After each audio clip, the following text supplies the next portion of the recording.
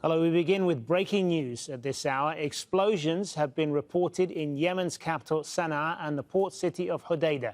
US officials say American and British troops have launched strikes against targets linked to the Houthis there. It is the first time strikes have been carried out against the Iran-backed group since it started attacking ships in the Red Sea late last year.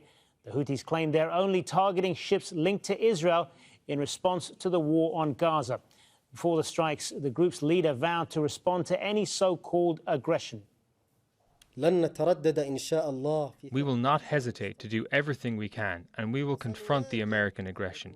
Any American aggression will never remain without a response, and the response will not only be at the level of the recent operation that targeted Americans at sea with more than 24 drones and several missiles. The response will be greater than that, and more than that. And with that, we are more determined to continue and target ships linked to Israel. We will not back down from that, and our position stems from our faith. The Americans should know what that means. Well, we've got correspondents covering this on both sides of the Atlantic. Willem Marx is in London tonight, but first, let's cross to Washington, D.C. and speak to Shihab Rattansi. So, Shihab, any comment from the U.S. on this?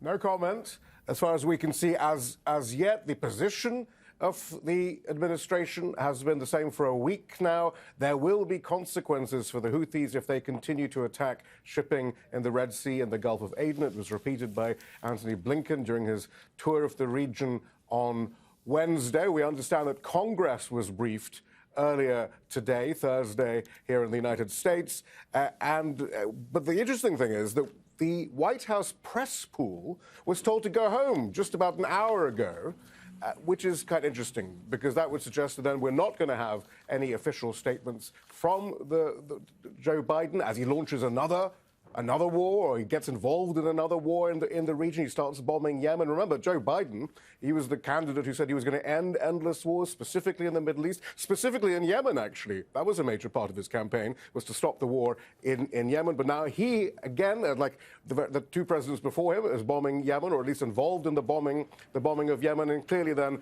he's not terribly keen on facing the cameras, it would appear, tonight.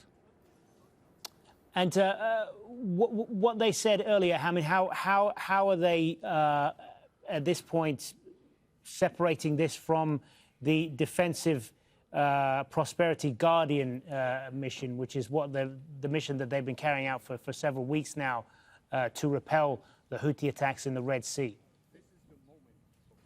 It was really striking how the Pentagon spokesperson, when asked about all the rumors that were circulating about the imminence of U.S. strikes on Yemen, how his main concern seemed to be to separate any U.S. military action on Yemen from Operation Prosperity Guardian. Operation Prosperity Guardian is this attempt by the U.S. to get a coalition together to patrol the Red Sea and the Gulf of Aden, and it's been doing really badly. Key allies have said, no, we're not going to take part, or if we do patrol, we'll do it by ourselves.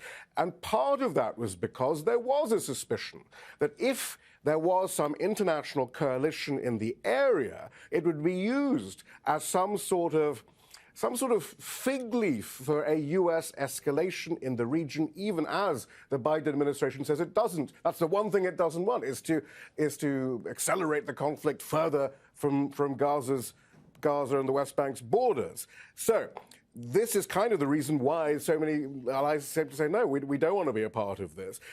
And so what the Pentagon spokesperson said was, look, if there is any offensive action taken on Yemen, it's purely the sovereign decision of individual nations. It has nothing to do with Prosperity Guardian. That's purely defensive. It's like the highway patrol. So don't get that confused. And I can see that the Pentagon was rather concerned there, because not only will this action potentially deter further cooperation with the U.S. in the region, because other countries do not want to be part of a wider regional war, but it might even make some drop out. All right, for the moment, Shihab, thanks very much. Shihab Rattansi live for us in Washington.